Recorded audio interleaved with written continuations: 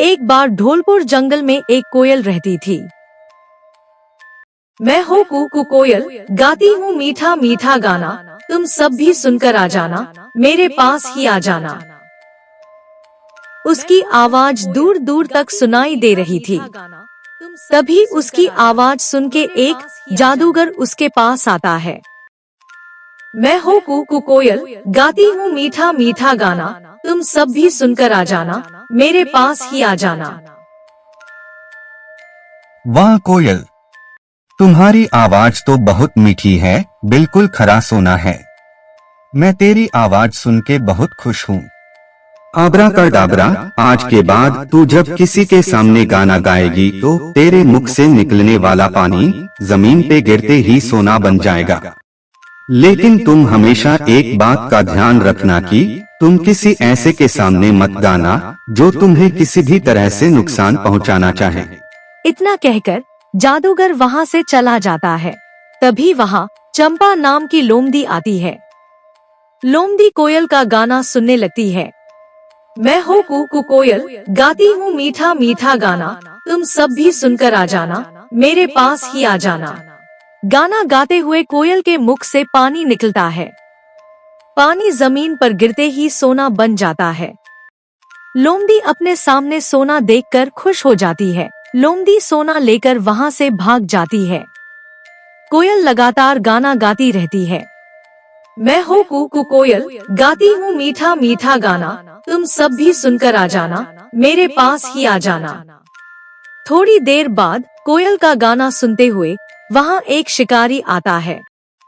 शिकारी भी उसका गाना सुनते हुए पेड़ के नीचे बैठ जाता है।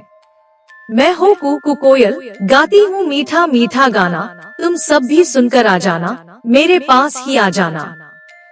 गाना गाते हुए जब कोयल के मुख से पानी निकलता है, पानी जमीन पर गिरते ही सोना बन जाता है।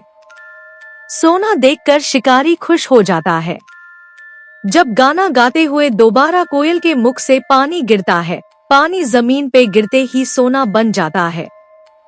शिकारी दोबारा अपनी आंखों के सामने सोना देखकर सोचता है, लगता है आज आसमान से सोने की बारिश हो रही है।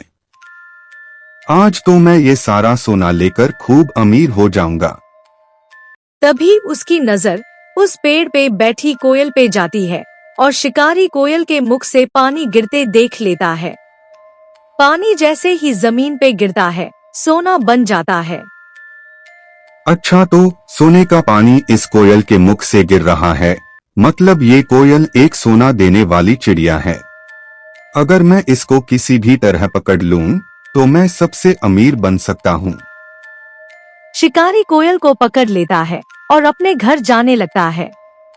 तभी रास्ते में शिकारी सोचता है, अगर मैं इस कोयल को राजा को दे दूं, फिर राजा मुझे अपने महल में रहने देगा और फिर मेरी पूरी जिंदगी आराम से बीतेगी, मुझे कोई काम ही नहीं करना पड़ेगा। हाँ, मुझे ऐसा ही करना चाहिए। शिकारी राजा को चिड़िया देने के लिए महल में आ जाता है। महाराज, मैं आपके लिए एक सोना देने वाली चिड़िया लाया हूँ। मैं आपको ये चिड़िया तभी दूंगा जब आप मुझे अपने महल में हमेशा के लिए रहने देने का ऐलान करोगे।